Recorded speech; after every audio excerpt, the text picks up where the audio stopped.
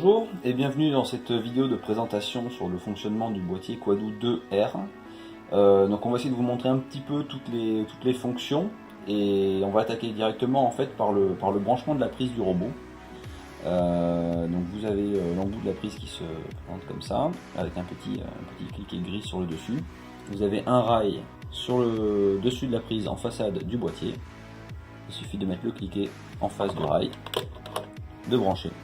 Le cliquet se soulève, il y a un petit clic qui montre que vous êtes bien enclenché et le robot est bien branché. Donc on va l'enlever pour la clarté de la vidéo.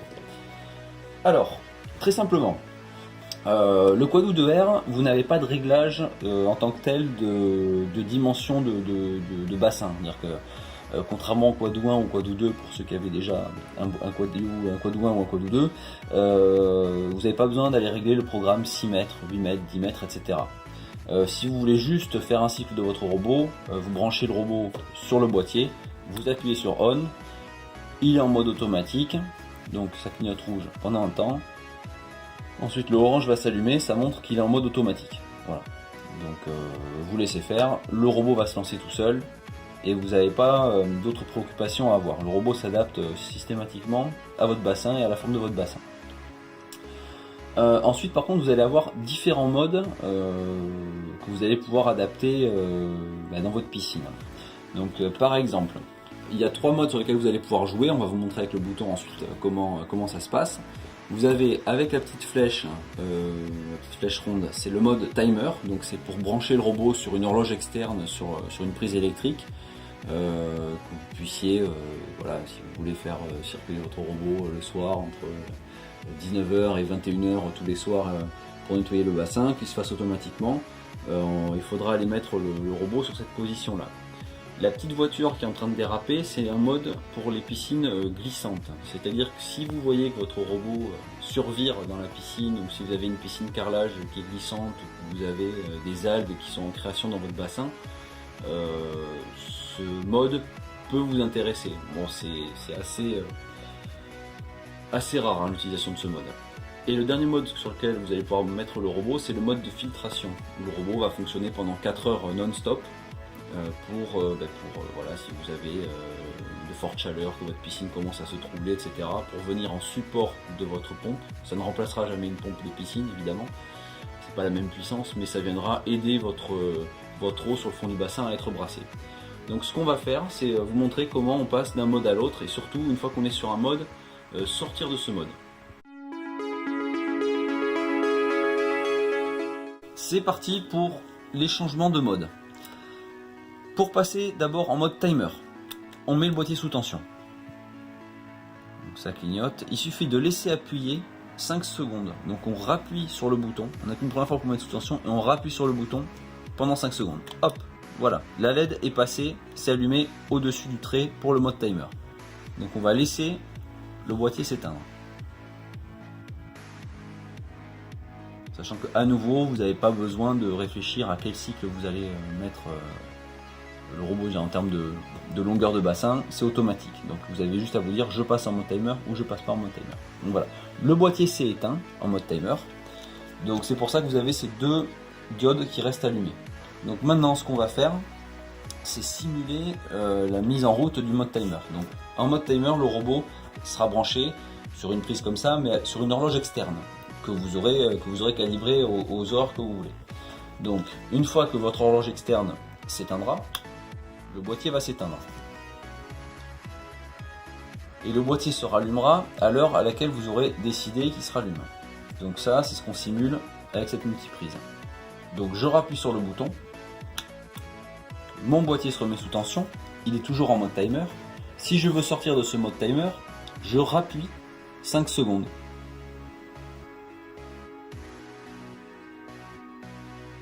Pour enlever la LED.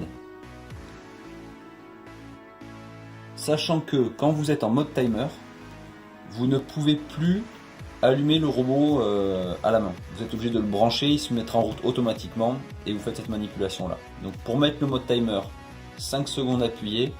Pour l'enlever quand le boîtier se rallume, 5 secondes appuyé. Voilà. Parce que quand le robot redémarrera, il sera forcément en mode timer.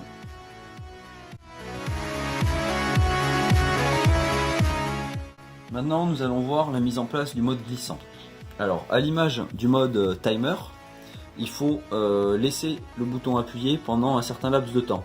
Donc, comme il faut appuyer environ 15 secondes en continu pour activer le mode glissant, dès que vous mettez le boîtier sous tension, rappuyez rapidement.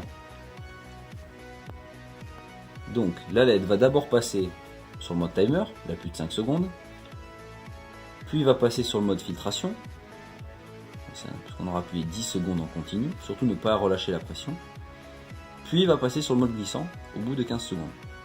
Voilà. Donc là, le robot est sur le mode glissant. Donc là, le boîtier se met en sécurité, puis va s'éteindre, c'est normal, aucun robot n'est branché dessus. Donc à l'image du mode timer, le mode glissant reste activé. C'est-à-dire que d'un cycle à l'autre, quand vous allez appuyer pour mettre le robot en route, le mode glissant sera toujours là. Donc si vous voulez l'enlever, il suffira de refaire la manipulation qu'on vient de faire, mais en sens inverse pour enlever la LED. On va vous le montrer tout de suite. Sachant que contrairement par exemple au mode timer, vous avez quand même la main sur le boîtier. C'est-à-dire que là si j'appuie, je le mets en route. J'appuie et je rappuie rapidement pour avoir le temps de faire mes 15 secondes d'appui continu. On passe sur le mode timer, comme tout à l'heure. On va ensuite passer sur le mode filtration. Et on va revenir sur le mode glissant. Et la LED va s'éteindre. Voilà, elle est éteinte. Donc là, on l'a enlevée. Le boîtier repasse en mode automatique classique. Bon, là, il s'éteint. Tout simplement parce qu'il n'est pas branché.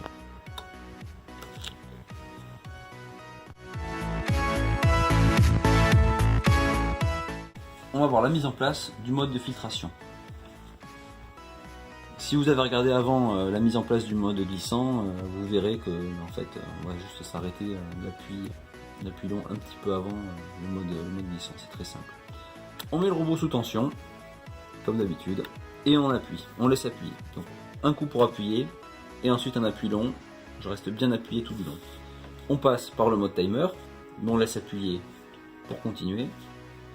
Ce qui nous intéresse, voilà, c'est cette LED là. Quand j'ai cette LED qui s'allume, j'arrête l'appui, je suis sur le mode qui m'intéresse, le mode de filtration. Donc voilà, vous avez votre eau qui se trouble, forte chaleur, vous avez envie de donner un petit coup de main à votre pompe de piscine, ben, le robot va se comporter comme une bombe de fond pendant 4 heures au fond du bassin, il va vraiment vous brasser l'eau pour aider votre pompe piscine. Du coup, ce mode là, quand vous allez appuyer sur le bouton, ben, il va s'enlever tout seul. Donc vous n'avez pas besoin, comme le mode timer ou le mode glissant, d'aller refaire des appuis longs, etc. C'est-à-dire que si j'appuie, voilà, le robot il est repassé en mode manuel, classique, en mode automatique. Voilà, tout simplement.